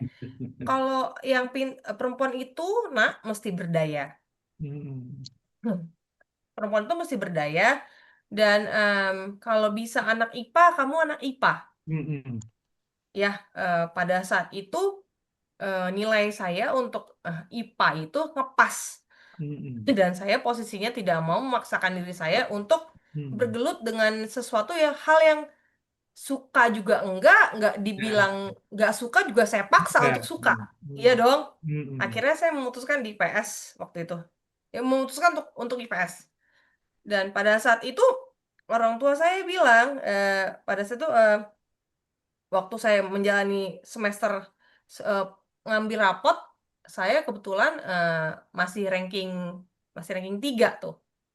Lalu kan orang tua saya bilang, kalau bisa ranking 1, kenapa nggak ranking 3? Kalau bisa ranking 1, kenapa kok 3 gitu kan? Padahal sudah IPS nih, gitu kan?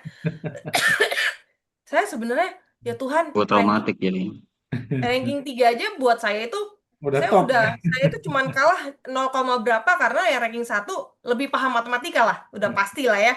Karena budaya kita itu budaya masih lebih kepada matematika is number 1 gitu kan.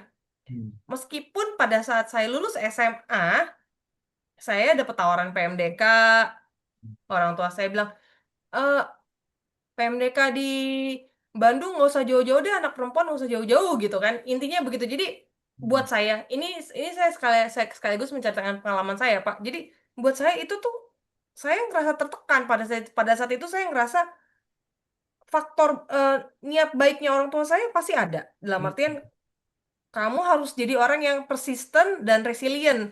Kamu harus tahan banting dan tahan uji. Tapi kan tekanan saya sendiri tuh ngerasa, kok kayaknya nggak puas-puas ya.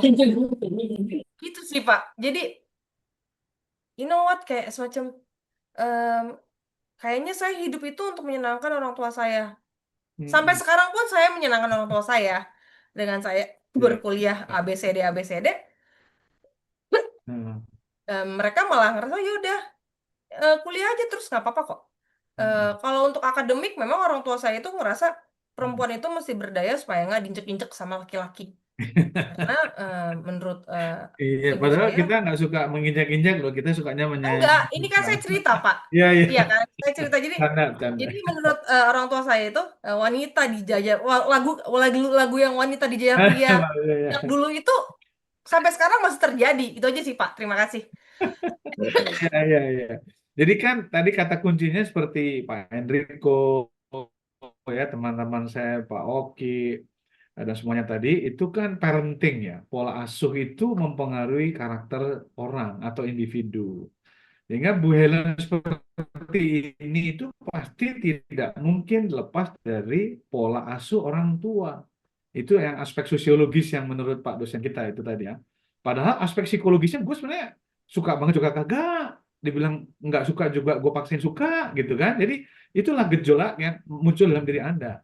Nah, sehingga kalau kita sebagai orang tua, itu kan kalau kita lihat di Undang-Undang Perlindungan Anak dan Perempuan yang kita sedang pelajari, kan anak itu adalah salah satunya sebagai fungsi melanjutkan keturunan, itu juga sebagai penyalur daripada apa istilahnya, cita-cita orang tua, kan gitu ceritanya. Jadi orang tua yang saya misalnya dulu nggak bisa jadi kedokteran, jangan jadi dokter. Nah, saya coba menyalurkan ketidaksampaian saya itu kepada anak saya, gitu, pindah kan. Nah, itu seperti itu. Nah, namun bagi orang tua Itu yang ada aplikasi khususnya atau iOS gitu, iOS yang Pak semuanya itu Beri, bahkan tugas Pak segala Beri, apa itu. Bocor, Pak. Pak Beri, mohon maaf, Bang Beri, bocor, Bang Beri. pencet kali. Ya, jadi nggak salah juga orang tua seperti itu. Nah, bagaimana ke depan? Kita kan sudah belajar nih. Orang tua kita dulu juga mungkin belajar pada dunianya dia lah ya, seperti itu. IPA itu paling hebat, matematik gitu. Padahal kalau kita sekarang belajar tentang teori multiple intelligence dari Daniel Goleman mengatakan bahwa kecerdasan itu multiple intelligence gitu. Dan yang membuat orang sukses itu bukan IQ-nya semata. IQ itu cuma menyumbang 20%. EQ ya, Pak? Tapi emotional intelligence, ya kan? Ditambah spiritual intelligence gitu. Sehingga kalau kita berbasis riset, banyak CEO atau direktur utama dari BUMN kita, itu kalau dibilang IQ-nya, Mbak Elena, itu rata-rata. Ini riset tadi teman saya. Tapi EQ-nya itu di atas rata-rata. Bisa menservis orang, ya, bisa menahan tidak marah, bisa pokoknya kalau setiap bos yang berbeda karakter dia bisa menyesuaikan diri gitu ya. Nah, sehingga menurut pandangan saya ke depan kita sebagai orang tua itu harus melihat potensi dia. Mungkin Kakak Elena jago di bahasanya, jago di hafalannya. Itu yang didorong. Pendekatannya kan positif psikologi ya. Bukan kekurangannya yang digenjot habis-habisan gitu, tapi yang positifnya. Karena nanti suksesnya itu contoh ya, seperti Mozart ya kan, yang ahli musik ya, itu pengarang musik, itu kaya raya gara-gara ahli musik. Lalu kita lihat band-band anak-anak muda ya, orang-orang Korea itu ya, mungkin dia kalau ditanya matematiknya ya mungkin mohon maaf, mungkin jeblok juga gitu ya. Tapi dengan dia musik dan budaya dia bisa mendatangkan uang dan menjadi agen perubahan dalam suatu negara misalnya gitu. Jadi saya kira itu yang pertama. Jadi orang tua harus memahami parenting hari ini seperti tadi Pak Teguh agak beda dengan zaman kita dulu. Yang orang tua itu menumpukan semua harapannya kepada anak-anaknya karena dia nggak ingin pengalaman orang tua itu terjadi pada anaknya. Padahal tantangannya udah beda. Gitu. Yang kedua adalah bahwa anak-anak itu memiliki potensinya masing-masing. Jangan dipaksakan untuk sesuatu yang sebenarnya dia nggak suka. Karena pada akhirnya nanti dia passionnya di situ nggak muncul, potensinya nggak muncul. Yang muncul adalah, akhirnya gini, banyak orang lulus kedokteran, akhirnya setelah lulus wisuda, Kakak Elena, dia nggak mau jadi dokter. Kenapa? Karena waktu jadi dokter itu kan aku memenuhi cita-cita orang tuaku. Akhirnya dia jadi salesman, ya kan? Dia buka kuliner, ya kan? Ada yang sarjana hukum dipaksa orang tuanya, jadi sarjana hukum. Tapi setelah itu, aku nggak mau, kan aku cuma memenuhi orang tuaku aja. Setelah itu aku mau jadi buka bengkel aja, gitu kan? Jadi kan sayang kalau potensi sejak awal tentang buka bengkel atau pengusaha bengkel itu digali dari awal, itu pastinya akan keren kan. Setelah dia gede dia bisa buka bengkel, dia mungkin buka otomotif yang gede, ketimbang dia ngabisin waktu 4 tahun untuk menyenangkan orang tua, akhirnya setelah lulus dia malah menyelesaikan hobinya yang tertunda itu kan. Itu berarti kasihan kan gitu. Jadi anak itu juga punya potensi yang masing-masing sehingga perlu kita rawat, kita hargai kan. Mau IPA mau IPS itu sama-sama pinter. Makanya tadi saya sampaikan kalau kita punya 2 anak nih, satu matematiknya 100, bahasanya 50. Yang satunya bahasanya 50, matematiknya bahasanya 100, matematiknya 50. Kan kita sering banding-bandingan ya Kakak Elena ya. Kamu nggak lebih pintar dari kakakmu atau adikmu, buktinya. Nah, padahal itu salah. Bahwa dia itu ahli di bidang bahasa. Mungkin dia bisa menguasai 5-6 bahasa. Kakaknya jago matematik, tapi nggak menguasai 5 bahasa. Adiknya matematiknya nggak jago, tapi bahasanya jago. Nah, jadi yang semuanya itu tergantung pada parenting dan tentunya peer group-nya ya gitu. Peer group daripada keluarga, mungkin komunitas, ya, kemudian tentunya bagaimana peluang kerja masa depan gitu ya. Hari ini yang namanya content creator itu laku sekali, ya kan? Itu dari mana aja. Yang namanya data science juga laku sekali. Nah, kira-kira seperti itu. Mudah-mudahan menjawab ya, Kakak Elena. Oke, bagus Iya, ya, Pak. kelompok Terima 2, kasih mantap. banyak ya, Pak. Siap, Pak mohon. Suharto. Siap, Bapak. Matur nuwun. Makasih. Matur nuwun, Bapak. Ini Kembali. waktu kita tinggal sekitar 20 menitan lagi. Siap. Terima kasih buat kelompok 2. Sama-sama, Pak. Kayaknya memang sangat menarik. Nanti kita mungkin ada diskusi hangat lagi nanti ya. Enaknya sih ketika ada tatap muka nanti ya bareng-bareng gitu ya. Kapan gitu ya. Gitu, karena itu mungkin akan lebih menarik. Nah, saya sedikit aja ya menambahkan dan pembahasannya masuk ke materi kita hari ini. Intinya saja ya. Jadi tadi sudah banyak terjelaskan oleh Pak Sularso dan kelompok 2 sudah sangat bagus. Nanti PPT-nya dikirimkan di grup aja ya Pak. Nanti biar teman-teman yang lain juga bisa menikmati. Siap, siap Bapak. Terima Nah, kasih. di sini penelitian, dari data penelitian saya tulis di buku juga, kalau karakter itu bukan sesuatu yang instan atau diwariskan secara biologis gitu, melainkan hasil dari proses pendidikan yang melibatkan refleksi etis, latihan kebajikan, serta keteladanan moral. Ini dimulai dari fase dia mengenal dari usia 0 sampai 3 tahun, dia meniru, lalu di usia 3 sampai melihat, fase 3 sampai 12 tahun mereka fase meniru. Makanya di sini prosesnya sangat bisa sangat baik bahkan atau bisa sangat berbahaya. Jadi ketika ada orang tua yang sibuk baik suami atau istrinya sibuk punya anak, terus anaknya diserahkan ke asisten rumah tangga ya, bukan babysitter ya, ke asisten rumah tangga yang tingkat pendidikannya hanya lulusan SD gitu ya. Nah, ini si anak ini akan meniru perilaku, gaya, dan itunya yang akan lebih sering ketemu interaksi dengan si anak ini adalah si asisten rumah tangga yang lulusan SD ini gitu. Atau sekalinya babysitter pun akan meniru hal-hal seperti itu. Nah, inilah yang nantinya akan membentuk karakter anak secara biologis di usia segitu. Ada di beberapa negara justru yang saya tahu di Selandia Baru, di Finlandia itu untuk elementary school itu wajib doktor. Beda sama kita, yang penting ada dapat gelar S1, bahkan saya banyak menemukan sekolah-sekolah dasar yang bahkan belum sarjana dia. Saya mensarjanakan 203 orang tahun 2023 sarjana pendidikan. Saya kerjasama dengan beberapa sekolah di Bogor, Sukabumi untuk mensarjanakan guru-guru, dan saya temukan ada 203 guru yang dia udah mengajar tapi belum sarjana pendidikan gitu. Sarjana itu pelatih selama 1 semester, sama program RPL juga 1 semester lagi bikin skripsi, udah mereka sarjanakan gitu. Jadi itu realita yang ada di Indonesia. Padahal usia 3 sampai 12 tahun adalah usia anak-anak untuk meniru. Kalau si bapaknya sibuk, ibunya juga harusnya tidak sibuk. Ibunya yang ngurus anaknya. Yang akan meniru adalah anaknya.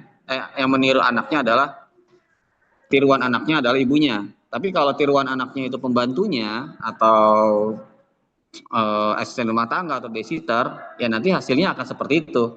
Jadi ketika jangan salahkan ketika kualitas anak di usia 12 di angka 12 tahun ke atas memiliki kepribadian yang berbeda dengan orang tuanya atau alaknya dan lain sebagainya. Kenapa? Karena yang ditiru bukan orang tuanya. Gitu, karena jarang ketemu dengan orang tuanya. Nah, disinilah pentingnya peran guru atau sebagai orang tua sebagai moral eksemplar atau rujukan nilai dalam keseharian peserta didik. Bisa dibilang tepat atau tidak tepat kalau ada anak yang dimasukin ke asrama atau ke pesantren gitu ya. Karena sibuk dua-duanya ya udah masukin aja ke pesantren. Nah gitu. Tapi kalau anaknya ingin ke pesantren dan dia happy, dia bahagia di pesantren atau di asrama, ketika dia tidak merasakan kebahagiaan di situ akan menimbulkan dendam traumatik. Banyak, saya nggak bilang oknum, banyak soalnya ya, mungkin oke oknum. lulusan pesantren yang akhirnya dendamnya itu masih dendam dengan kehidupannya. Ketika lulus dari sana, mereka liar, bahkan akhirnya berbuat yang mungkin kurang pantas gitu ya, seperti korupsi lah, berbohong, manipulatif. Bahkan saya ada usaha di rumah, saya hampir 50% saya ngambil dari anak-anak pesantren, dan 100% anak-anak ini ketika udah selesai kerja, maunya udahan lah, dia kabur, habis gajian kabur, nggak ada sopan santunnya gitu. Terus kalau ngilangin sesuatu tanggung jawabnya nggak ada. Kenapa? Karena merasa mereka tidak dipertanggungjawabi saat itu. Nah, ini kan menimbulkan rasa traumatik di situ. Sebab itu keteladanan adalah yang paling penting bagi kita ya, terutama kita nantinya sebagai orang tua, mengajarkan pendidikan karakter tidak hanya sekedar pengetahuan, tapi juga dengan tindakan, perilaku kita, tindakan kita, tapi juga kita tekankan dengan kebiasaan. Bisa karena terbiasa. Terus ada lagi istilah hal-hal yang luar biasa akan menjadi biasa karena terbiasa. Tapi hal-hal yang biasa yang tidak pernah dilakukan akan menjadi luar biasa. Gitu. Ini papanya di sini yang hadir di kelas ini gitu kan, yang offline gitu kan. Karena Hutan Tular sudah 4 tahun ini sudah terbiasa kelas online, tiba-tiba kita mau membuat kelas offline, jadi tidak biasa dianggapnya.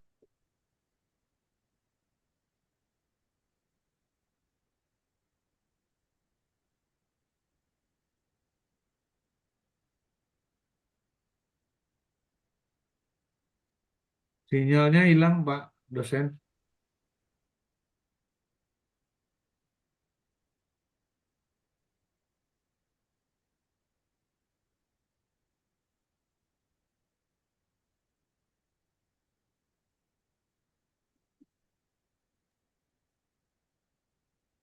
Sinyalnya Pak dosen hilang gara-gara ngomongin online sama offline ini.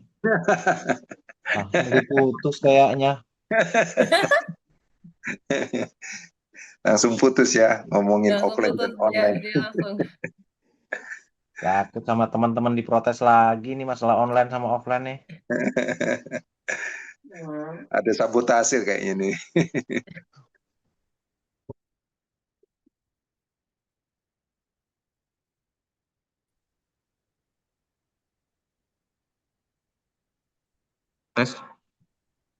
Nah, masuk ya. Bagus Pak dosen. Tadi hilang, Pak. Ya, masuk lagi Kemana ya. Pak dosen, barusan Pak dosen? Kuotanya hilang, wifi-nya hilang. Saya pakai kuota biasa dulu. Kuotanya kurang, Pak. Udah serius bener Pak dosen, saya dengerinnya barusan. Ya, Terakhir Sama masalah online sama offline dan offline online, ini. Pak. Langsung putus. Sudah melekat, terutama ke kita ini, Pak. Ya. Sekarang sudah berumur, ada menjadi dewasa lah istilahnya. Oh, Pak Eko ada di ruangan Pak dosen. Iya. Coba untuk memahami apakah kira-kira bisa merubah karakter kita yang kadang-kadang karakter kita yang kurang baik ini kita bisa perbaiki. Pak Eko itu yang Memang karakter yang sudah ada kita ini melekat. Pak dosen. Ya. Jadi manakan pendidikan karakter ini setidaknya bisa merubah kita yang sudah dewasa ini. Iya, betul. Jadi kalau untuk karakter itu kalau udah di usia dewasa itu akan sulit untuk berubah. Kemungkinan ada tapi sulit. Jadi kalau dari literasi sih karakter masih bisa dirubah ketika kita masih di masa teenager ya. Teenager itu masa remaja, masa peralihan, masa unstabil. Tapi ketika kita sudah dianggap stabil, kita punya ego, kita punya pendapat yang menganggap diri kita ini benar dan menganggap kita dari ini salah, ini benar. Jadi dewasa itu tandanya dewasa adalah kita bisa membedakan mana benar dan salah. Ketika kita belum bisa membedakan mana benar dan salah, berarti kita belum dewasa, gitu kan? Bukan dalam segi usia, gitu kan? Karena di UNESCO sendiri tidak ada kategori dewasa. Di UNESCO itu kategorinya tua. Tua itu 60 tahun. Di bawah 60 tahun belum tua kan gitu. Nah, kalau dewasa ya bisa melihat benar atau salah. Nah, kalau karakter sulit memang sebenarnya untuk dirubah. Makanya namanya kita membangun karakter kita, karakter building atau pendidikan karakter, karena karakternya sudah terbentuk nih. Nah, karakter sendiri bukan keturunan biologis, tapi karakter itu terbentuk karena lingkungan. Mulai di fase meniru usia 12 tahun. Jadi sampai dia di usia 12 tahun itu fase meniru tuh. Melihat salah benar karena fase anak-anak. Mulai dia yang perempuan sudah mulai masa haid, laki-laki sudah istilahnya mimpi basah, mereka sudah mulai mencari jati diri istilahnya. Mulai mencari nih untuk masa pencarian. Nah, di sini banyak ya entah berhasil entah gagal pencarian jati diri. Kalau emang berhasil, dia bisa menentukan hidupnya sampai ke depan. Gitu. Kalau tidak berhasil, dia akan mengalami kegagalan sampai ke sana dan hidupnya mungkin tidak nyaman atau tidak bahagia. Betul tadi kata Mbak Helena, akhirnya saya memutuskan sama Mbak, saya juga akhirnya memutuskan IPS. Kebetulan nilai rapot saya, kebetulan IPA saya, biologi, zaman dulu masih ada biologi, kimia, fisika ya, dan matematik. Saya nggak ada yang nilai 8, 9 itu. Bahkan dulu itu saya ketua karya ilmiah remaja. Saya ketua karya ilmiah remaja sekota Bogor, Kabupaten Bogor, di Kabupaten Bogor ketua jaringan aksi riset. Gitu. Saya di Kota Bogornya ketua karya ilmiah remaja. Tapi ketika kelas 3, kelas 12, saya memilih IPS. Gitu. Bahkan sampai orang tua saya datang dua-duanya ke sekolah. Kenapa Iwan dimasukin ke IPS? Kenapa? Karena memang dulu orang tua saya menginginkan saya masuk sipil, teknik sipil. Karena mereka emang orang sipil gitu, orang teknik sipil. Saya nggak suka gitu kan. Saya sukanya ngitung-ngitung dulu dan saya orangnya suka bersosialisasi. Terus ketika saya memutuskan itu guru-guru bilang kan, ini Iwan yang minta bukan kami gitu kan, minta ditempatkan di IPS. Ketika ditanya kenapa, ya saya sering ngitung-ngitung, saya suka ngitung, saya ngitung-ngitung. Kebetulan kakek saya punya toko, saya senang tuh ngitungin buatan toko sembako yang grosiran gitu kan, saya enak ngitung untungnya berapa. Kayaknya saya di sini deh, saya bilang gitu. Ya, terus saya suka seni, saya suka main band, suka apa gitu kan, yang saya melihat teman-teman saya yang nilai-nilainya 9 di matematik tidak menyukai ini, gitu kan. Kayaknya saya beda dengan mereka nih. Saya lebih cocok bergaulnya dengan anak-anak yang sosial. Akhirnya saya memutuskan untuk ambil IPS, gitu Bu. Tapi saya berdiplomasi dengan orang tua saya. Saya bilang kan, papa kan orang sipil, ngerjain proyek gini, mama juga. Nah, nanti Iwan yang bagian ngitung, gitu kan. Nah, Iwan yang ngitung anggaran ya, gini. Kenapa? Karena saya temukan papa sering ditipu orang nih, saya bilang gitu kan. Jadi nanti saya menentukan. Jadi diplomasinya ke situ. Akhirnya orang tua saya baru bisa menerima, gitu kan. Baru bisa menerima. Kayaknya saya masuk kampusnya pun masuk dulu S1 pertama saya ngambil akuntansi. Gitu. Jadi pilihannya sudah mantep di situ ketika di usia saya masih ya 13 tahun, 14 tahun ya SMA ya. SMA 14 tahun kalau nggak salah. 14 tahun karena sekolahnya cepat. SD-nya 5 tahun gitu kan, cepat saya. Bahkan waktu masuk kampus pun saya belum punya KTP tuh. Gitu. Jadi pilihan di situ karena melihat lingkungan, karakter saya terbentuk karena memang orang tua saya dua-duanya sibuk. Saya diasuh oleh nenek saya atau kakek saya yang tukang dagang gitu kan, tukang jualan. Ya saya akhirnya saya meniru perilaku kakek saya yang tukang jualan. Akhirnya saya tertarik di bidang keuangan karena kakek saya melihat kayaknya dapat duit enak ya, cepet ya gitu kan gitu. Sedangkan bapak saya melihat dapat duitnya jarang-jarang karena proyek kan 3 bulan, 4 bulan gitu. Terus udah gitu dia cerita kalau curhat sama saya biasa lah bapak ya. Nongkrong yuk gitu kan, nongkrong. Tapi ceritainnya dia keluh kesah, ditipu nih, bapak di ini. Akhirnya saya terbentuk, kerjaan sipil nggak tertarik ya, teknik sipil maksudnya ya. Kayak gini, nanti saya bakal berantem terus sama orang, sedangkan saya selalu menghindari konflik nih. Kalau saya tipenya menghindari konflik, kalau ada masalah yang tidak menguntungkan saya, lebih baik saya tinggalkan saja kalau saya seperti itu. Conflict avoidance ya Pak. Jadi karakter memang ketika kita di masa remaja masih bisa kita labilkan, tapi ketika kita sudah masuk fase ke dewasa itu sudah terbentuk, tinggal bagaimana membuildingnya nih, karakter membuildingnya seperti apa gitu. Mudah-mudahan cukup sedikit 10 menit. Saya sebenarnya ingin menambahkan sedikit, mungkin Pak Sularso tahu tentang teori Maslow ya, Siapa, Pak? Abraham Maslow. Ya. Nah, Abraham Maslow ini, saya cari sebentar ya. Abraham Maslow ini ada 5 tingkatan, Bapak Ibu. Mumpung di materi psikologi nih. Dia membagi ada lima tingkatan. Tingkatan pertama itu adalah tingkatan fisiologi, di mana serendah-rendahnya manusia ya. Nah, nanti cari tahu sendiri lah Maslow ya, gitu ya, di ahli psikologi ya. Ini bercandaan aja nih, wifi gitu ya, paling bawah zaman sekarang. Yang pertama adalah psychological need, survival. Jadi serendah-rendahnya manusia, orang yang hanya bisa bertahan hidup, orang yang setiap harinya dia hanya butuh makan, butuh minum, dan bagaimana caranya untuk mencari makan dan mencari minum, udah gitu aja. Sleep, slack gitu ya. Itu yang dipikirannya setiap hari, itu adalah serendah-rendahnya manusia. Gitu. Apa kita ada tingkatan ini? Ya nanti jawab sendiri ya, gitu.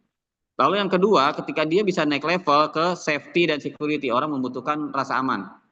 Ketika ini sudah terjadi, mungkin gini ya, ini saya tidak membicarakan masalah kaya banyak uang ya, gitu. Jadi yang penting dia sudah melewati fase ini, berarti intinya orang ini merasa cukup.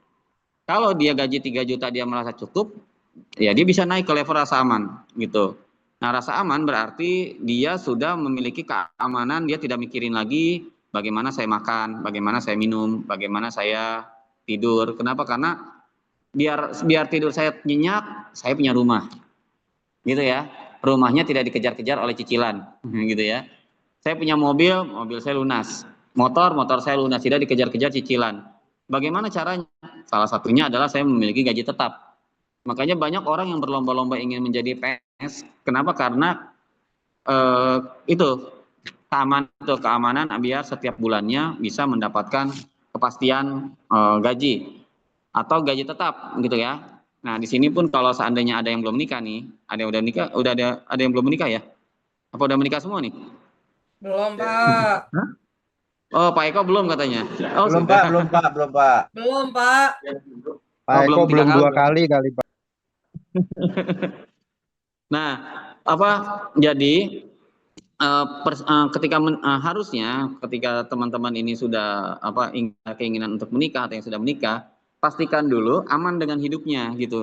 Aman kalau umpamanya sudah punya rumah, sudah punya kendaraan, sudah punya mobil, tujuannya apa? Biar nantinya tidak terjadi konflik gitu. Saya nggak tahu kalau di DKI saya baru dapat itu 70% di Jawa Barat perceraian itu terjadi bukan karena orang ketiga. Ini anak-anak hukum nih. 70% perceraian itu terjadi karena kasus ekonomi. Kasus ekonomi, dan dari 70%, 60% itu gugatan dari istri. Gitu, istrinya merasa tidak puas dengan ekonomi suami. Kalau kata agama durhaka ya itu urusan lain ya, gitu ya. Sebenarnya nggak boleh sih kalau dalam agama istri menggugat gara-gara ekonomi itu nggak boleh secara agama. Tapi kan ini hukum Indonesia ya, gitu, bawa pengacara gitu ya. Tapi itu yang terjadi gitu.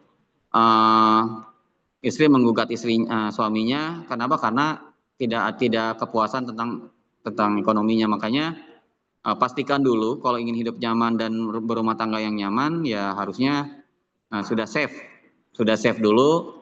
Penuhi dulu keinginan apa, perjanjian apa, keinginannya punya rumah dan lain sebagainya, barulah menikah. Tapi kan kalau sudah punya nafsu susah ya, gitu. Pak, saya mimpi basah mulu Pak tiap hari, gimana dong Pak? Nah gitu deh. Akhirnya udah dah dikawinin sama bapaknya kan gitu. Iya, sekarang langsung menikah tanpa memikirkan besok makan apa, makan cinta gitu kan. Makan cinta, numpang orang tua, akhirnya orang tua masih ikut campur, itu jadi biang keributan. Nah, 15%-nya perceraian terjadi karena mertua. Gitu. Jadi perceraian terjadi karena orang ketiga itu hanya 5% kalau nggak salah penelitiannya. Gitu. Bukan penelitian, data ya, data faktanya ya. Nah, makanya kita harus aman dulu di situ, di rasa aman. Setelah rasa aman terpenuhi, sudah ada, ini ada, barulah mencari yang namanya social need atau kasih sayang atau friendship, family gitu. Jadi bohong besar kalau ada laki-laki atau istri, atau laki-laki lah kebanyakannya bilang aku sayang kamu, aku cinta kamu, apapun aku lakukan untukmu, gitu kan, terhadap perempuan, tapi tiba-tiba dipanggil atasannya, hari Minggu kita meeting, gitu kan, dia nggak berani nolak, berarti dia belum ada di fase itu, gitu kan, berarti dia masih di fase psikologikal, takut dipecat, gitu loh. Kalau dia tidak takut dipecat, simpel, Pak, hari Minggu Pak, Senin aja, kita kerjanya hari Senin. Tak pecat kamu, ya udah pecat aja Pak, saya tinggal pindah ke kampus ke tempat lain, gitu ya. Kalau dia punya kemampuan, kalau umpamanya, tapi banyak orang yang takut dengan itu, dengan kemampuan yang lain, dengan cara apa? Dengan cara pegawai tetap, makanya nggak bisa dipecat sembarangan kan, kalau pegawai tetap kan. Saya pecat kamu, saya pegawai tetap Pak, gitu kan, Bapak nggak bisa sembarangan mencat saya, gara-gara hari Minggu Bapak nyuruh saya laporkan ke Depnaker kan gitu. Ya bosnya juga akan macam-macam. Nah di situ berarti bolehlah bilang kalau aku sayang kamu, aku cinta kamu. Tapi kalau ketika masih ketakut dengan hari Minggu suruh masuk dan takut dipecat, ya berarti masih di fase psikologikal. Walaupun gajinya 100 juta, gitu. Jadi balik lagi bukan masalah uang, tapi di sini masalah kenyamanan hidup. Nah setelah di fase 3 sudah merasa disayang keluarganya, sudah disayang teman-temannya, gitu kan. Nah, sama juga nih teman-teman di sini yang nanti mungkin bakal bersama terus kurang lebih sekitar 2 tahun yang RPL. Sosial need-nya seperti apa? Bagaimana teman-teman akan saling mengenal dan saling menyayangi, gitu. Nah, berarti harus terlepas dari hal-hal psikologikal need dulu nih. Contoh, jangan sampai kalau nongkrong itu yang ngerokok cuman istilahnya mintain rokok, makan minta ditraktir, gitu kan.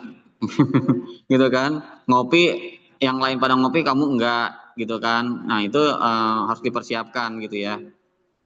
Sosial need-nya. Ketika tidak memiliki hal-hal tersebut, ada kemungkinan kamu tidak akan disayang oleh teman-teman kamu, gitu. Kalaupun tidak punya hal demikian, berarti harus punya kelebihan yang memang tidak dimiliki oleh teman-temannya. Mungkin, oke deh saya bagian ngetik ya, nah gitu. Oke deh saya bagian cari data ya, saya bagian apa, kalau nongkrong kamu ada gunanya, gitu. Nah itu mungkin akan lebih masuk. Nah yang keempat, ini esteem, achievement, penghargaan semua orang. Ketika sudah merasa dirinya aman, dirinya makan sudah tidak dipikirkan, sudah disayang sama orang, dia akan karakternya itu akan mencari penghargaan. Orang akan minta dihargai, gitu ya. Ya mungkin kita yang sedang kuliah ini dengan nanti akan mendapatkan gelar entah SE, entah SH, entah ST, gitu kan. Nah itu secara langsung akan dihargai orang, oh ini sarjana nih, gitu kan, gitu. Bahkan yang tidak sekolah pun mereka akan mencari-cari penghargaan sendiri. Contoh yang muslim ya, ke Mekah nyari gelar haji, ditulis depannya H, gitu kan, haji, H Eko kan, gitu kan. Gitu kan, gitu. Padahal hanya Hidayat Eko ya, bukan haji ya. Ya, terus kalau nggak dipanggil haji dia marah. Kata Pak Eko, saya udah haji, panggil saya Haji Eko, gitu kan. Gitu, masa saya dipanggil Eko doang, saya haji nih, gitu kan. Ada juga yang kayak gitu ya di kampung-kampung gitu. Atau ada yang pengen dipanggil Ustadz, gitu kan, padahal dia lulus sekolah juga enggak, tapi dia lulusan pesantren, terus pengen dipanggil Ustadz, panggil saya Ustadz, gitu kan, kayak gitu. Ada juga hal demikian. Jadi intinya semua orang ingin dimintakan penghargaan, gitu, ingin dihargai orang. Bahkan